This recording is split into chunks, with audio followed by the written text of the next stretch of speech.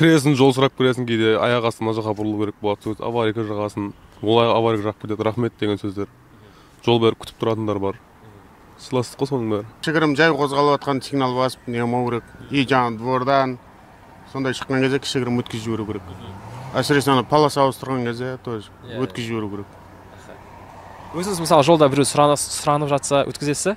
Енді иногда ситуацияға қарай, иногда өткізесің, иногда өткізбейсің. Ол мысалға наглее келіп тұрады, уже білет солға, оңға, солға поворот екен. Алға жүріп барып кіреді, оны өткізбейсің. Жаңа повороттан шыққан кезде өткізіп жібересің. Үлкен кісілер болса қарайсың ғой енді, жағдайға байланысты. Пробка болса жібермейсің ғой.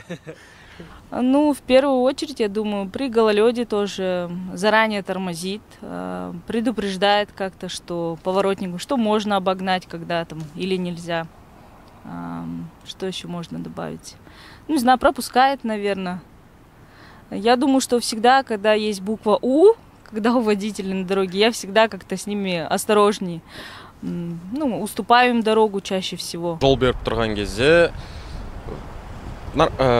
аварийкамен жағып кірген кезде рахмет айтып, и там всегда қол көтеріп, андай сөйлеп, рұқсатын алып, солға кезде қандай солидарность білінеді да, уступать етіп жол, сол кезде ғана. А так былай солидарность.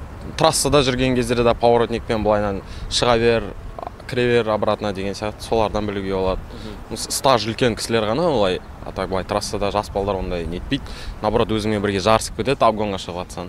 Астанада көп тараған нәрсе пробкада, мысалы, мен кармашкадан шығам, кармашкадан шығып поворот жағып шыққан кезде, мен солай солидарность жаңағы өзім солай ойлаймын да, поворот жағам, брат кіріп кетейінші деген сияқты. Ол мені кіргізіп жібереді. Ал Астанада көп әйел адамдар рөлде болғандықтан ондай нәрсені түсінбейді. Сол үшін ДТП көп болады, жібермейді, бір-бірін қысып жібереді. Основной еркек адамдар түсінеді, әйелдер түсінеді деп білмеймін өзім айша. Осы сыйластыққа байланысты өміріңізде қандай бір оқиға болды? Немесе біреуге көмектестіңіз, немесе біреу сізге көмектесті деген секілді осындай жағдайлар? Бензин әкеп берді, итерді деген сияқты. Сыйластық ба, бір үлкен кісі болған. Короче, машинесін ұрып алды.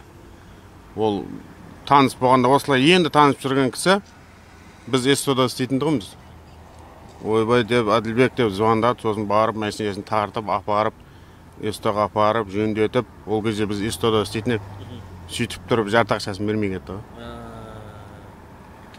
Болмаса қанша туыстары бар, достары бар, інілері бар.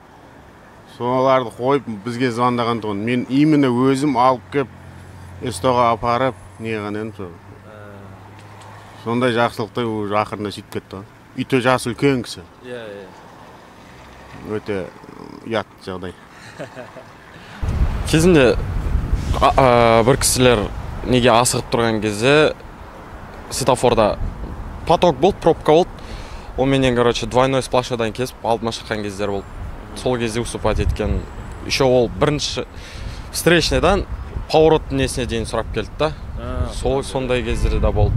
Типа он объяснил, терезені ашып, осылай асып атырмын, аға өткізіңізші деді. Содан кейін я деді. Сондай кездер болды. Қаланың ішінде емес, сыртта болған. Бензин тосылып қалған біреуге бензин әкеп бергем. Солай көмектесіп жібердіңіз, бензинмен? Ну, такую расскажу на историю. Мне кажется, большую солидарность проявляют все-таки камазисты, потому что больше с таким большим опытом, наверное, на дороге.